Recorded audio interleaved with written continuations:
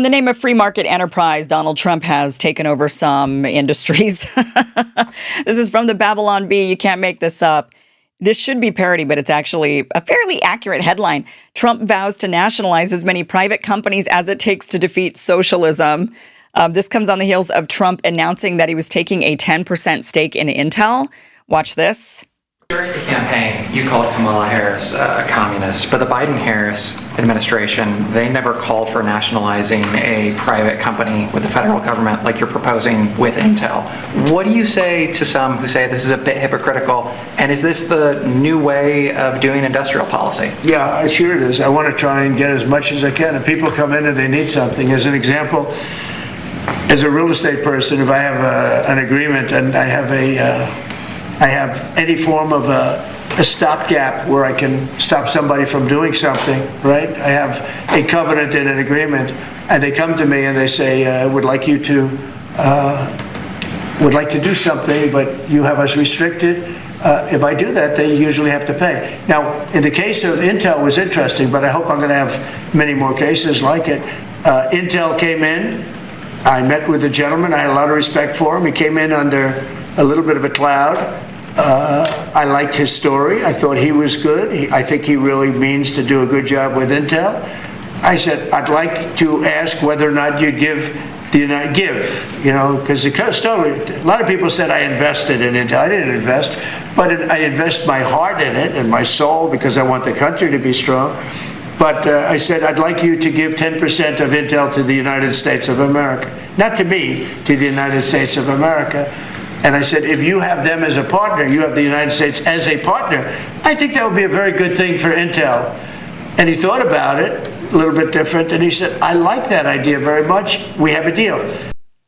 Do you ever have a deal with the government? I mean, if the government comes to you and says, listen, we want 10% of your company, are you going to tell the government no? Are you going to suffer the consequences of that? Are you? Imagine if Bernie Sanders, AOC, or Biden said we're taking 10% of Intel. Republicans would be screaming, communism, socialism. Oh my gosh, this is just like Venezuela, Cuba, or China. They would be losing their minds. But Trump does it, and somehow it's MAGA. Somehow this is free market capitalism. The big problem with taking 10% of Intel and having that much of a stake is, for one, this is totally against free market capitalism.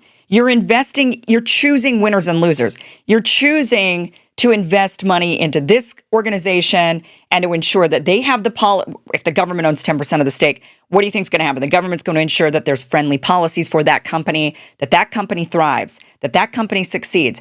To hell with the others, the startups, the innovators, the new companies that are trying to breathe life into the new system. True free market capitalism. To hell with them. We're picking the winners and losers. That is what socialism actually is. A lot of times Republicans think of socialism as free stuff for lazy people, but that's actually not the definition of socialism. It's actually when the government takes over the means of production. That is what this is. And they're not stopping at Intel. They have plans to continue on. Here is Howard Lutnick talking about nationalizing patents from universities. This is what he has to say. Patents. We have given tens, if not hundreds of billions of dollars to universities for them to do research, and they invent things. And you know who owns those patents? The universities. So we are going to make a deal with them all, which is, if we give them the money, don't you think it's fair that the United States of America and the taxpayers who funded it get a piece of that? Right? So we wrote a letter to Harvard, so Linda and I working together. I mean, it's so much fun to work with everybody here. I mean, we just have a blast, because Linda's hitting Harvard and she says, what can we do?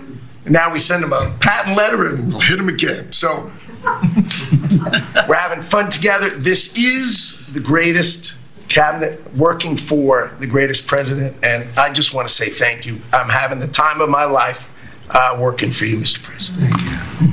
Now, you might think, well, this seems fair. The taxpayers are paying for this research. The universities innovate with taxpayer money. And so shouldn't the taxpayers own these patents? Well, for one, the government is deciding, not you or me. We don't actually get to do the decision making. It's the government. And this would actually be an innovation chokehold. The government would get to decide which inventions live or die, essentially, is what would happen. So the government is going to be, usually what happens is the universities receive the grants, they innovate with the taxpayer money, and then normally they own the patents and then they license them out, incentivizing more discovery. And instead, what will happen if the government is in control of these patents is that they will decide which inventions live or die. They get to do the decision making on that. Do you want the government in control of that? Is that free market enterprise? Is that truly being the free market that allows for innovation and discovery when the government picks the winners and the losers? That is what socialism is and communism, or however you want to define it. It is when the government, when you eradicate free market and instead the government chooses who lives and dies.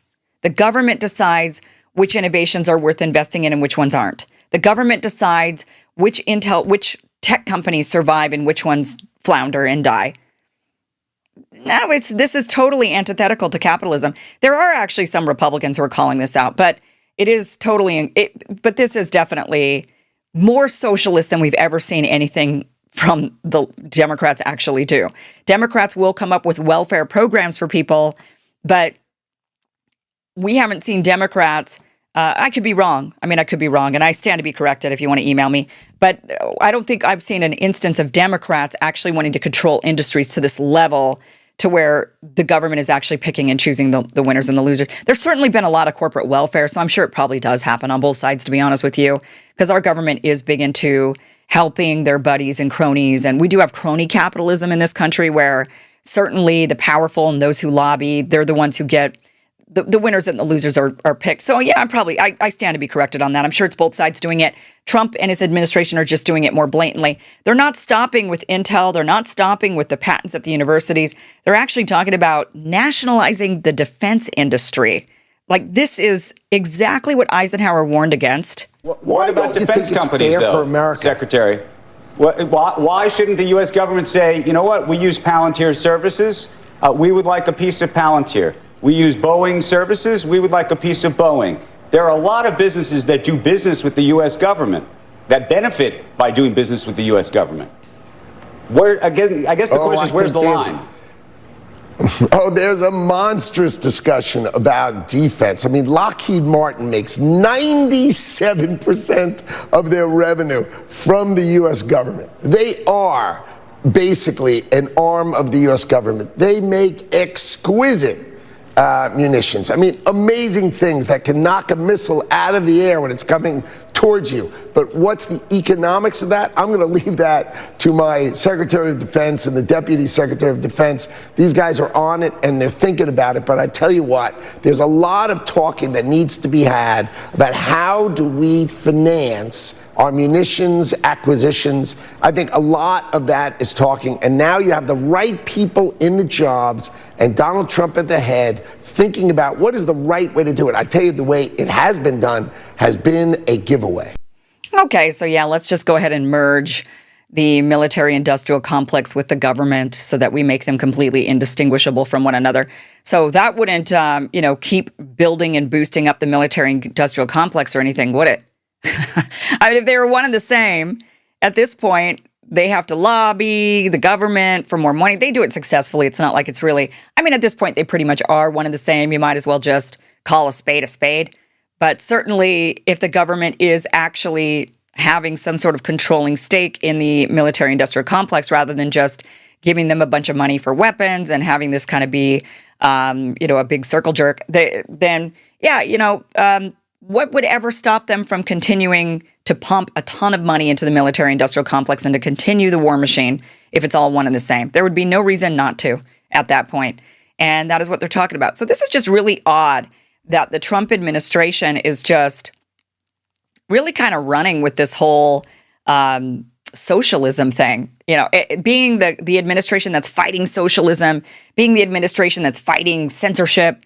They're certainly doing a lot of nationalizing of industries, taking over private sectors, and certainly a lot of censorship. I mean, we're basically saying the exact opposite of what we were told this administration would be. And what's even crazier is how many people are actually going along with it. I will say, though, in defense of Republicans, I also see a lot of pushback coming from quite a few Republicans on a lot of these things.